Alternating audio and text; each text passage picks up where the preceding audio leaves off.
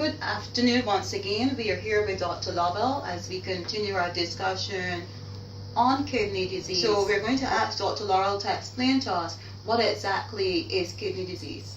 Okay, so persons can have either acute or chronic kidney disease. Acute means it just happened, and those have different causes than the more common chronic kidney disease. Chronic meaning that it's been going on for quite a while, more than 6 weeks in most cases. So let's deal with the chronic one because that's the one that we see more commonly. So things that can cause you to have chronic kidney disease in our population: diabetes, high blood pressure. I can't go, those are the two most critical things. And poor control of either one can give you kidney disease. So if your sugars aren't well controlled, if your pressure's been up and you haven't been getting that under good control for a while, those things can result in kidney disease. And you don't have to know anything, as in there are no symptoms of kidney disease. So how you need to get checked: you need to get that blood test, you need to get that annual urine check as well for the kidney disease. And there are 5 stages of it. So we start off at 1 and it goes all the way up to 5. Now you might ask when you should see a specialist, or when does a specialist get involved? A specialist in kidney disease is called a nephrologist, and they usually get involved halfway along the line. So your primary care, or your GP, would see you up to about stage 3B, which is midway between 1 and 5, as we can understand. So around that stage, that's when they'll need to come in. That's when you have to go to someone like yourself, your dietitian, so that they'll discuss with you what type of diet you need to have. And then further on from that, the nephrologist will take over. However, at 3B, you still have no symptoms. At 4, you still have no symptoms most of the time. However, stage 5, most patients want to know about that. That is when we need what we call renal replacement therapy, which is the same thing as dialysis in most cases, or a replacement kidney. Okay? In Barbados right now, you can only get a replacement kidney from another live person.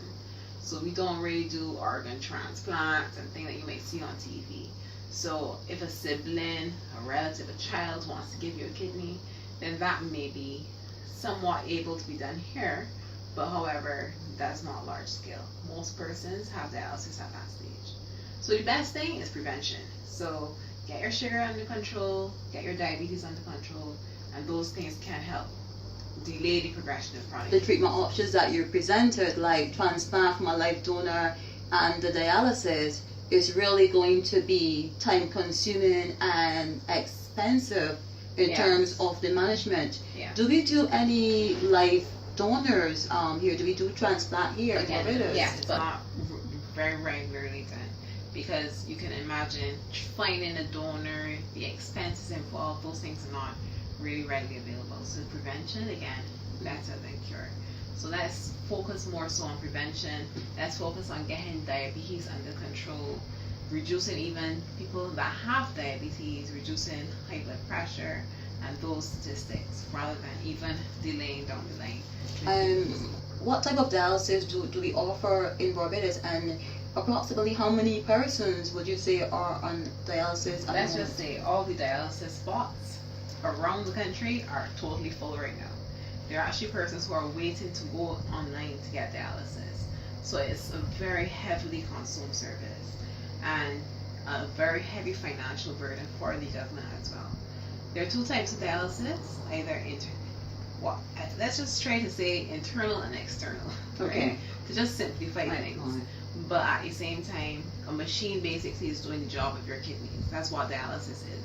So you're connected to a machine which filters your blood, which is what your kidneys. What we're going to encourage persons to do is to take control of their diabetes and work with their practitioners, their dietitians, the associations, to try to maintain as tight control as they possibly can, and also pay attention to the blood pressure and not waiting for symptoms to appear. Just be proactive. Correct. So what we're going to do, Dr. Laura, is we're going to continue this discussion on kidneys at another time, because it's really quite interesting, and I'm sure that persons would have questions that they might want to ask of you, and they can always just contact us via Facebook, and we will continue the discussion and many more. So thank you very much.